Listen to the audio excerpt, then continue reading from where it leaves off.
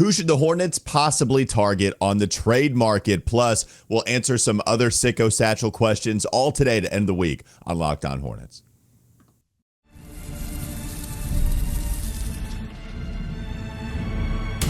You are Locked On Hornets, your daily Charlotte Hornets podcast. Part of the Locked On Podcast Network, your team every day. In a minute, cuz we live.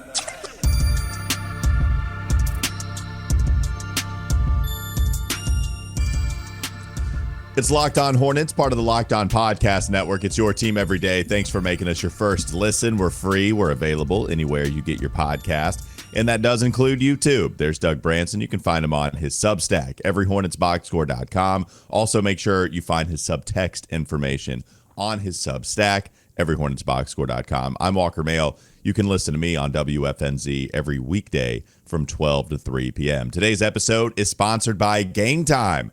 Game Time. Download the Game Time app, create an account, use code LOCKEDONNBA for $20 off your first purchase. And as a reminder, your favorite podcast now has a newsletter introducing the Locked On Hornets Daily Newsletter. One stop for ultimate team and league coverage delivered right to your inbox. Sign up for free right now, LockedOnDaily.com. That's LockedOnDaily.com. Start your day with the all-new free Locked On Hornets Team Newsletter. Doug, you want to talk some trades again? I know people really liked our trade segment from yesterday in the YouTube comment section. It happened again where we discussed the idea of trading anybody, and then we get to LaMelo Ball, and then people get real mad. So we were just answering a question. That's the thing is, you put a question in the Sicko Satchel, I've almost guaranteed that we'll answer it on the show. I mean, there are limits to that, obviously, but I trust the Sicko Brigade that they would give us questions that we can actually air on the show, and that was one of them. It was a difficult question, but we discussed it. And when we do episodes like that, I don't even go to the comments because I know what they're going to be like, and I don't care because we talk about what we want to. It's interesting. So the Charlotte Hornets, we don't know what they're going to do at the trade deadline. We have some ideas. We would be pretty surprised if they weren't active at all, like either sending a Vasa Micic somewhere, whatever, right? We think they're going to make a trade at the deadline. But what if instead of trading one of their own for picks or whatever, could they get involved in the star sweepstakes? Because the hot stove, baby, it's heating up. Doug, what you got for the people? Can you imagine if the Hornets got involved in a trade for Jimmy Butler, the hottest name on the NBA trade market right now? Jimmy Butler, his contract, he's in the midst of a 4-year, $184 million extension. He's got one more year on that before a player option kicks in for 25, 26. And so, I just wanted to dream a little bit and talk about what it would take to acquire Jimmy Butler. Should the Hornets even consider it? Because I think we can just set the table here that if they did any kind of deal for Butler or any other kind of star in the league this season, it would be well outside of the parameters that Jeff Peterson and the ownership group have set up in terms of the patience that they want to have to build this franchise, the sustainability that they want to have to build this roster out so that they're not constantly having to scramble differently year to year to build this roster. But franchises have said things and done wildly different things when given the opportunity. And Jimmy Butler, so the situation with Miami right now is he wants a max extension. Miami does not want to give him one. And so now you're hearing about all of these teams that might be interested in Jimmy Butler. Golden State, Dallas, Houston. Jimmy Butler wants to go to a contender. Well, that's all well and good. Damian Lillard wanted to go to Miami. But where is he now? He's in Milwaukee because ultimately Portland decided to get the best deal possible and they didn't want to deal with Miami. So these things can go in wildly different directions. So what do you think, Walker? What would it take for the Hornets to secure Jimmy Butler? Ooh, the what would it take question. How much would you have to give up? You'd have to give up a lot. In fact, you probably have to give up too much to actually pull this trade off. I will say the fit here, he does a lot of things that the Hornets need help with. They need help with someone that can be a secondary to tertiary ball handler. You would like to have somebody that got to the foul line a lot more. you would like to have somebody that was a dog and was defensively amazing on that end of the court, even if he was very old. Like, I think he meshes very well with Brandon Miller, and I think he meshes well with LaMelo Ball too. So I do think the player fit would work quite well here in Charlotte. But how much better are the Hornets than the Heat with Jimmy Butler? So if Jimmy Butler wants out of Miami because Miami isn't really a bona fide playoff team and they look like they're on their way out of being at the peak of their powers, the Hornets get him. A healthy trio like that would look very good. But the problem is we know that there's been a health issue with this squad for quite some time. I do like the way that all those players fit together, but you're talking about what, Doug? Like, maybe because of age, you don't have to give up the whole 4 first-rounders and pick swaps and stuff, but you're probably talking about the Heat wanting 3 first-rounders. It would take too much for me to want to do it, but I do love Jimmy. And the other thing, like the very Bill Belichickian, who's in the news, by the way, the very Bill Belichickian idea of just trade for the player. That's right. Yeah, check it out. Go to ESPN. What are you doing? So Bill Belichick used to love to trade for the players that just used to destroy him in the regular season. Like, hey, what if we just go get Wes Welker instead of lose to the Dolphins inexplicably every single time that we play them? Let's just go get the guy that hurts us. So maybe that's what the Hornets could do here with Jimmy too. So in terms of the team fit, I agree with you in that he is just like a talent that can carry a team for a number of minutes, maybe not the same number of games because he is getting older, but he's still 79th percentile in usage. He's 91st percentile among forwards. So it's like top of the top in points per shot attempt. He is still an efficient and deadly scorer, particularly as the game goes on in the fourth quarter. Assist percentage, 90th percentile among forwards, so he's not afraid to move the basketball. And you've seen that, like, Jimmy can, like, really evaluate a game and decide, like, am I going to be passing Jimmy or do I need to be scoring Jimmy? And the Hornets don't really have, like, a legit ISO scorer like Jimmy Butler can be, and a guy who can just get to the free throw line at will like Jimmy Butler. So it would be an upgrade in all areas. What would it take contractually to match the deal? You're right, it would be a lot. I mean, you would be sending, you'd have to send Miles Bridges and some combination of Cody Martin, Vasa Micic. I think that gets the deal done. But maybe Miami, in order to not give as many picks up, you bail out on the Tidjane Salaun experiment and hand them the keys to that potential superstar if you wanted to maybe get them for like 1 first rounder or 2 first rounders. Because here's the thing, if the Hornets in this dreamland, fantasyland scenario that we're playing right now, if they were to get involved in this, they're not going to be the first team at the table. It's going to be because things sour in Miami between Jimmy Butler and Pat Riley. Jimmy Butler starts making noise in the media and being a problem, and he's done that before and to get out of a situation. He's not doing it right now. He's playing nice right now, but if they're serious about not giving him a max extension, things could go wrong. And there's too many teams right now that he wants to go to that can't have him because of all of these apron CBA restrictions on money going in and money going out. The Hornets would not necessarily have that problem, although I think if they take Jimmy's contract on, they might find themselves in the apron all of a sudden when they weren't before. But that money comes off the books if he decides to take the player option. It's just then you're kind of left without a lot of depth. You're left with no Jimmy Butler. You're left trying to start over again, which is exactly what Jeff Peterson and the ownership group have stated they don't want to do. Yeah, I mean, this is why it still lives in fantasy land for me, because I as much as I love the player, of course, everybody loves the competitor that is Jimmy Butler. Everyone loves the meme of him bent over the scores table because he's so fatigued after dragging that Heat squad to an NBA Finals appearance. And that was the first time. He would end up doing it again as an 8 seed, which was just absolutely bonkers what they were able to do a couple of years ago. Love Jimmy. Don't know if it would be worth it to give up all the future assets because the time isn't now. Time isn't now. Now, I will say this. The Hornets are closer to Heat culture, which Jimmy loves. Like, Jimmy loves playing in Miami. That's why he wants a max extension. He would like to continue to play in Miami for as long as possible, for as much money as possible. And he's given a lot to Miami and dragged them to finals appearances that they had no business being in. And so now he wants his money. He wants to get paid. And Miami wants future financial flexibility, and they've been looking at, multiple consecutive play-in berths, and they're not liking what they're seeing, okay?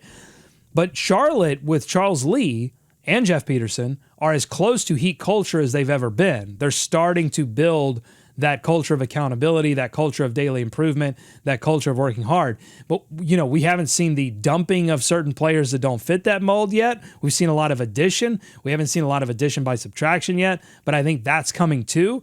And so if you're talking about the Charlotte Hornets being able to retain Jimmy Butler after the season, because that's been the goal of a lot of these teams. Think about Cleveland getting Donovan Mitchell. Everybody's like, well, he's going to New York. Well, he didn't go to New York. He signed an extension, and Cleveland looks like a contender. That's what the Hornets should be targeting. Jimmy's a little bit more volatile in terms of being able to figure out what he would do or what he wouldn't do than Donovan Mitchell.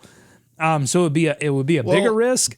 And that's why I think it stays in fantasy land for me too. Well, also he's so much older. Like that's the difference. There's a reason that the Heat are moving on. If Jimmy Butler was Donovan Mitchell age, then they wouldn't be wanting to move on from Donovan, right? Like you're right about the don't know what to do factor with Jimmy Butler, because he's a real wild card and I love him for it. He's one of my favorite players in the league. But at the same time, what is he, 35? Like that's the issue. That's the issue. So as much as it would be fun, I don't think it's going to happen. Of course not. Coming up next on the Locked On Hornets podcast. Bees everywhere! Fun to talk about, though. It was fun to talk about. This episode is, not yet. Not yet, Walker. Hold on. Not yet. Coming up next on the Locked On Hornets podcast, we'll get to some good injury news and maybe talk about some more trade targets. I don't know. We'll see. That's all still to come. LOH.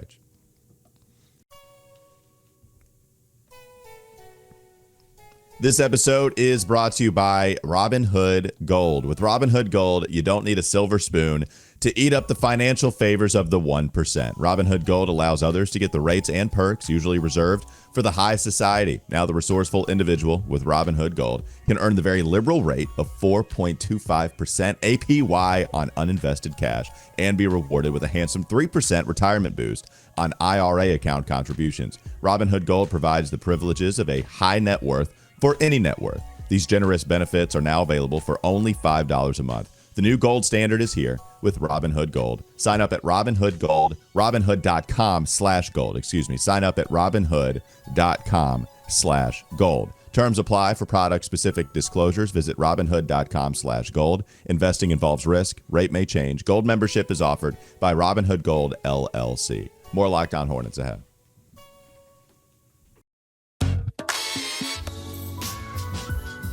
Usually when we see the Hornets PR tweet come out, we kind of face away and brace for impact. We expect some pain. But we are getting some pretty good news here on the latest injury report tweeted out by Hornets PR. So in their upcoming game against Chicago, which is tonight, Miles Bridges and Tidjane Salaun, Doug, both of those forwards are questionable. Sound the alarm!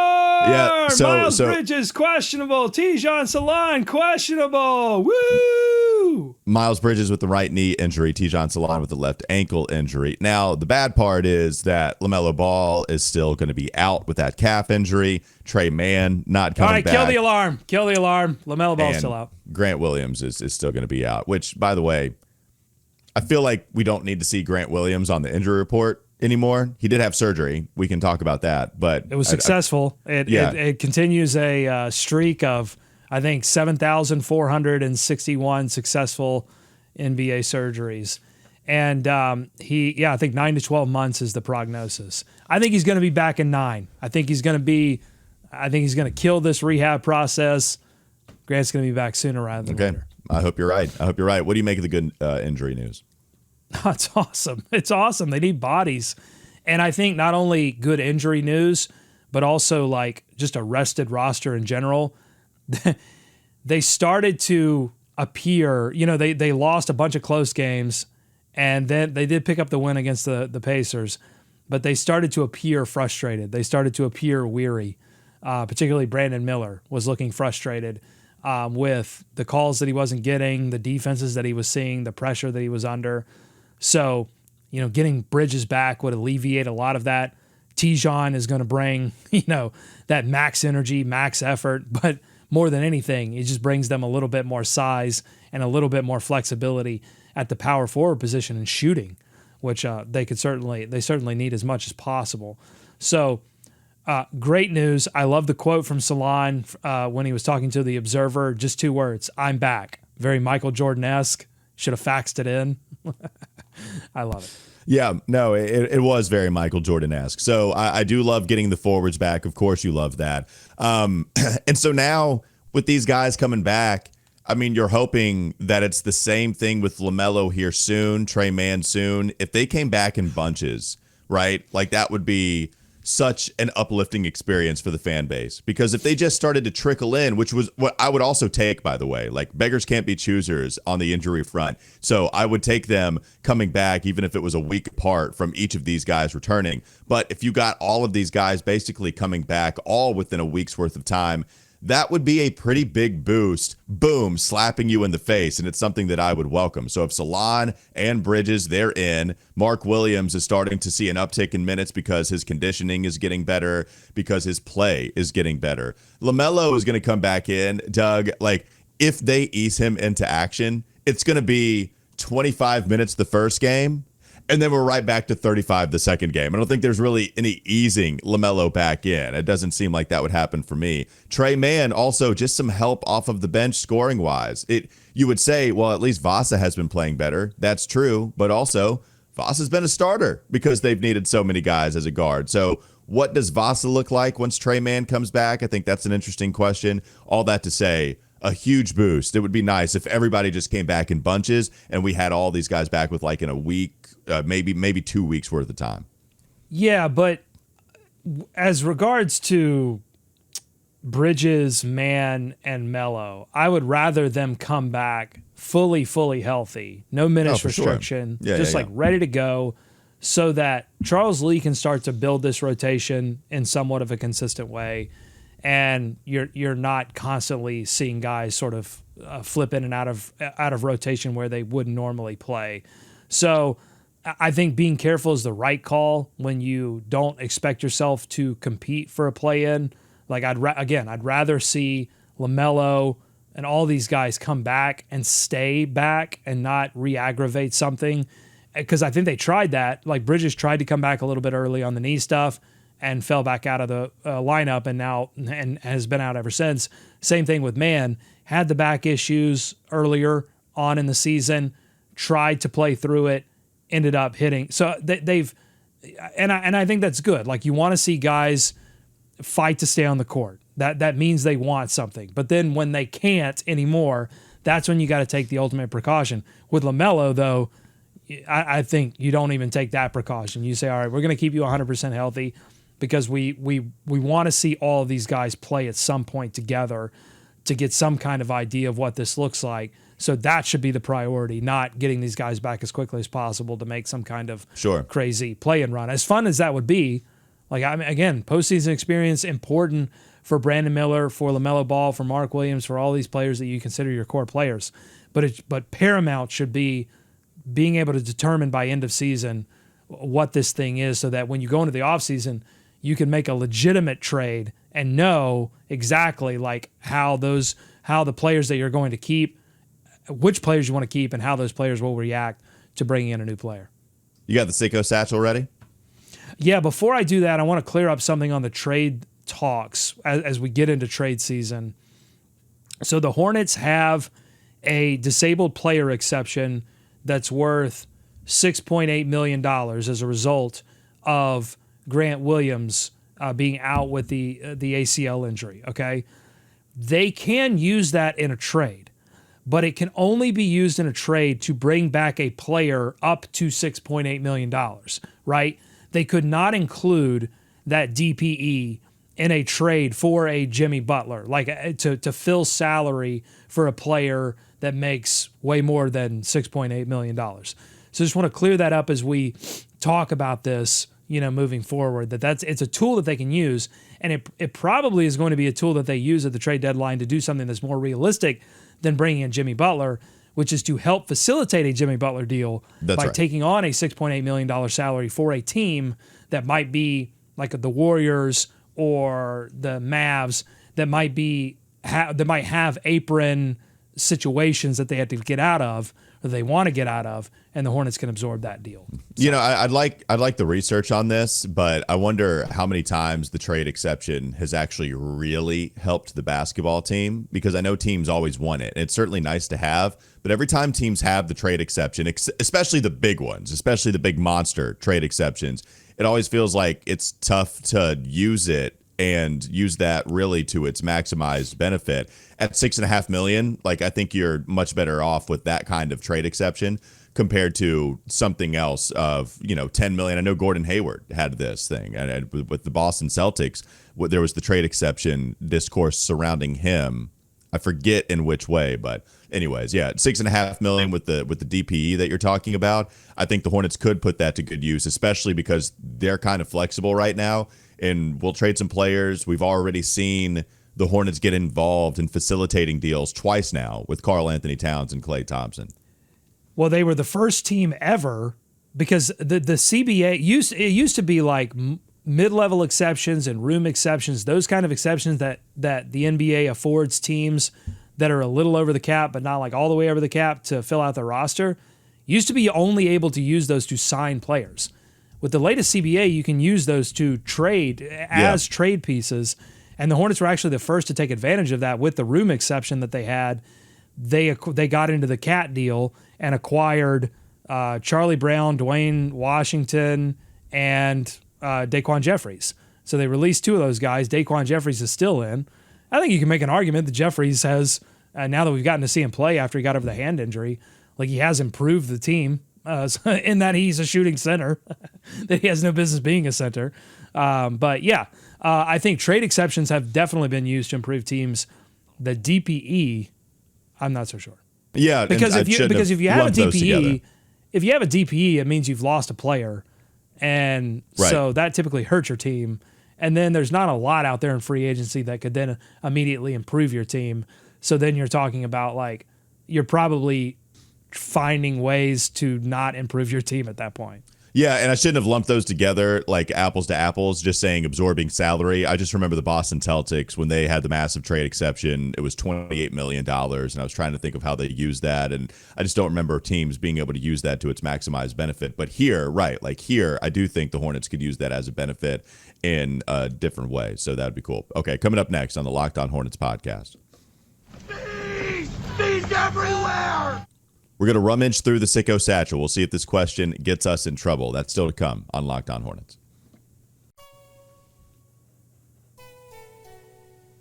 This episode is brought to you by FanDuel. You can get ready to tackle the NFL action with FanDuel, America's #1 sportsbook, because right now, new customers can bet $5 and you can get $150 in bonus bets if you win. The FanDuel Sportsbook app gives you everything you need to place live bets on the NFL all in one place. So when you get a hunch in the middle of the game, you can check out the latest stats, view live play-by-play, and so much more on the same page where you place your bets. Just visit FanDuel.com to join today. You'll get started with $150 in bonus bets if you win your first $5 bet. That's FanDuel.com. Again, FanDuel.com. Never waste a hunch and make every moment more with FanDuel, an official sportsbook partner of the NFL. More Locked On Hornets ahead. All right, Doug, the keeper of the Sicko satchel, what you got for us today? We got to go rapid fire because we got to get 3 in before the week is over. Evan asks, are you really starting to buy into the, quote, our type of guy mentality, unquote, for the guys the new regime has brought in? Because if Wong is wrong, I don't want to be right. Yeah, of course. No doubt. Am I buying into it? Yes. Yeah, I'm buying into it. I think we've seen this the entire time, them go after a specific type of player. I think you saw that with the draft. You either get Tidjane Salaun, who is a bull out there that just goes 110% all the time. You get KJ Simpson, who has the best draft reaction when he was selected in the second round. He's crying. He's telling you, I'm ready to run through a brick wall, saying, show me where it is. I'm here, right now. And now you're going after some of these other guys like Moussa Diabate on a 2-way contract. I mean, could that guy play any harder? Yeah, they absolutely have a type. They go after it. And you know what? I think so far, so good with the philosophy. Yeah, it's an attentiveness. It's a creativity. It's a having a philosophy and identifying guys that fit that philosophy. It's all things that make you wonder, why haven't they been doing this all along? Like what prevented them? I think the answers to that question are pretty obvious, but it is a shame that we're just entering, almost 10 years since the last time that they made a legitimate playoff series, 20 plus years since they've won a playoff series, why it took so long to find guys. And really the answer is you got to find somebody like Jeff Peterson that has that vision. You have to have ownership group that is willing to invest in that vision. And then you have to have a coach that can actually execute on that vision as well. And that has the youth and energy and everything and vitality to kind of attack these problems that this organization now has. It's great. Yes, I buy into it. Rapid fire. What's the next question? All right, 954. My question is about the Cody Martin roller coaster. When do you get off this ride? He seems to have 1 or 2 games out of every 5. Is he being asked to do too much with all of these injuries? If this team was fully healthy, I wonder what his role would be. Understanding that his contract is affordable, do we just ride it out because he's a warm body? I like Cody Martin. I'd be fine to just ride this thing out with Cody. If you want to trade him, like if there's enough value that you think could come back in return, then I'd be fine with that. It's not like one of these guys that I'm desperate to hold on to, but he's a good defender. He's helped you. I think he's a good cutter offensively. The shooting, we've only had the one outlier here where we also, if you dissect that one season, it's really like the outlier half a season. The first half of that year, the dude was among the top 5 shooters in all the NBA. The second half, it started to tail down a little bit. But at the same time, I think Cody matters to this team. So I'd be fine keeping him. The whole roller coaster type season for Cody, like it's a roller coaster in the sense that he is not a bona fide 12-point per game type of guy, but of course not. Like if he was a bona fide 12 points per game type of guy, then he'd be worth more than the $7 or $8 million that he's on right now. Like there's not a lot of benefit to try to get off of Cody Martin as much as possible. So if you just want to ride this thing out, it's not like if you rode the contract out, oh man, we lost him for absolutely nothing. I really hate that. Okay, if you traded Cody straight up for whatever his value is, you're talking about 2 second-round picks. You're talking about a sweetener and a bigger deal. You know what I'm saying? Like, what is the big-time benefit of just moving off of Cody Martin because of the descents in the roller coaster? Like, the ascents are pretty awesome. And if we can ride those highs of Cody when you have guys that are out and injured, then I'm cool with it. So I'm a Cody Martin fan. I am a Cody Martin fan insofar as the Hornets can't find a better option for him moving forward. I mean, I think that, his shooting has tailed off a little bit. It's not as bad as it was, I think, last season. It's ticked up a little bit from the outside, but he's been in clutch situations before where the ball has found him in the corner and he hasn't been able to knock it down. And maybe you say to yourself, why is he taking that shot? And I think that's a very fair question, but I was reading something interesting talking about how teams are approaching team building in general. And it used to be like, okay, I need to go out and get me like 2 or 3 superstars. And then it really doesn't matter who else is playing after that because my 2 or 3 superstars are going to carry my team. And now it's like teams are only as strong as their weakest link. Like the end of the bench, not the end of the bench guy, but like the end of the rotation guy is just as important because everything's spread out. The ball is moving at an incredible pace. Stars are in and out of the lineup because of injuries. And so like your Peyton Pritchards of the world, the guys that the Miami Heat continue to trot out there, the Pelle Larsons, these like in the bench guys are super important. So making sure that like Cody Martin is the best you can do, I think is something that this organization needs to continue to evaluate. But I think he has been good at continuing to harass when teams like but when they leave a star out in their bench lineups, Cody Martin has been good at being able to go out and guard that Tyrese Halliburton or whoever and harass that person into making bad decisions in those bench lineups. So I think that's still a valuable thing to have, and I think his tradability and what he could get in return is only going to increase next season when he's on an expiring $8.68 million deal as opposed to the year he has left here. So I like holding on to him for one more season and then figure it out from there. Or if they get into the offseason, you have multiple picks and Cody Martin is a matcher, then and you go after a star level player there, I think that's fine with me. Right. And I guess my point is, and the question is fine because look, on a daily podcast, we will take any of the content that we can get. This is why we have you guys help us out. So it's a good question on a player that has had a kind of interesting year. But if we're just looking at the problems with this team, Cody Martin is really far down on this is why everything is going wrong for this squad. He's doing as much as he can. It's okay, maybe he misses a shot in the corner. Also, it goes to the part of that question where he asked, are the Hornets asking too much of Cody Martin? The answer is yes, offensively, when these guys are injured. When you don't have Trey Mann, you don't have Miles, you don't have 3 of your top 4 scoring options, and then we're relying on Cody to be clutch when he's really like your 8th guy. Yeah, the answer is yes to the offensive question. They're asking him to do too much in those situations. He's definitely a symptom. He's not a cause, but I think there's a better Cody Martin out there, and I think Jeff Peterson is going to constantly evaluate this roster from the I think everything beyond LaMelo Ball and Brandon Miller. Anything below that is going to be evaluated and say, can we upgrade that in some way? And so that's where I am with Cody Martin. Okay, final question. Chase of the 22nd Roberts Company. Deuce, the flying deuce deuces. Do you see Charlotte becoming a big enough market in the next couple of decades?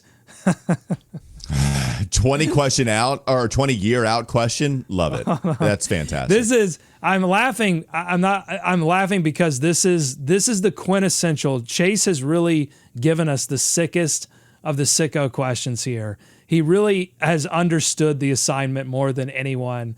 That's why I'm laughing. Here we go. Let me start this over. Do you see Charlotte becoming a big enough market in the next couple of decades that a second team sets up shop in the city? Also, if that happened, how likely would you rate the possibility of there being a second coming of the Bobcats? And now that I read this, I think Chase is trolling us a little bit, but I still love the question. Yeah. This is I do love that question. He's got to be trolling us. So do you? No. Yeah. But I love this question though. No, here's the question to ask, right? Does the market get so big because of how fast the city is growing? Right now, Charlotte is currently a top 25 market in the industry. I think they're 22nd in the communication industry. So when you're talking about like moving up, could you get to a top 20 spot? Could you get close to 15? It's really hard to move up spots, right? So what kind of market attracts the star players? How much do we have to extend uptown Charlotte into the depths or the edges of the suburbs in order for it to be big enough and the market to be big enough to attract stars without guys coming here the first time, living here for a year, and then liking it? How much do they just hear good enough things about Charlotte to where they want to come here without having experienced it for a year in the first place? Yeah, maybe, because Charlotte is growing like crazy, but are they ever going to get a second team? You know what? I really hope not, because I can't take that type of sickness. I only need one flu. Only one. The only way this happens is that, somewhere maybe in the mountains of North Carolina or even in my hometown of Gastonia, North Carolina, if somewhere somebody's digging around their backyard and they find a mine of rare earth minerals that are powering like electric vehicles and powering your cell phones, and people are scouring the earth looking for these rare earth minerals that power all the technology that we have. So if Jed somewhere, strikes rare earth minerals and starts a mineral gold rush or a mineral rush in North Carolina, that's the only way that Charlotte gets to a point city-wise, size-wise, that could support two basketball teams. It would be incredible. 0% chance it's the Bobcats because Bob Johnson is not getting anywhere near an NBA team ever again. Right. But it could be the Charlotte Flight. So hear me out. Or it could be the 49ers, because now at this point, with the Charlotte 49ers having been famous for finding gold in 1949, with this question being a couple of decades out, do we just go to 2049 and find a whole bunch of minerals, become mineral miners, and then become the 49ers because of the people finding the minerals? Yes, Charlotte 49ers NBA edition. Absolutely. Well, and you may have just answered the question, because in 20 years, college sports will be, it's already professional sports, but it's going to be even more professional sports. So the answer is yes. The answer is yes for cities and states all over this great nation, because you're going to have pro teams everywhere. It's just going to be, we'll call some of them NBA teams and we'll call some of them college basketball teams, but they're all going to be professional sports. Tired. Does Charlotte get a Major League Baseball team? Wired. Does Charlotte get a second NBA team? That'll do it for Locked On Hornets. Thanks for making us your first listen. Bring back the Sting. Forget the Bobcats. Bring back the Sting. That'd be sweet. Thanks for making us your first listen. We're free and available anywhere you get your podcast. That includes YouTube. Also, go check out Doug Branson's Substack, everyhornetsboxscore.com, and listen to me on WFNZ every weekday from 12 to 3 p.m. Hornets Real Access, baby. I'm on there. Wes is on there. So go check us out, and then you can go see like the Hornets, who you're really going there for, LaMelo and Trey Mann, and the cool stuff that the Charlotte Hornets are putting together team content-wise. It really is very cool. They just dropped the Hornets Real Access episode 2 of the regular season today. So make sure you go check it out, and we can recap that on Monday. Have a great weekend.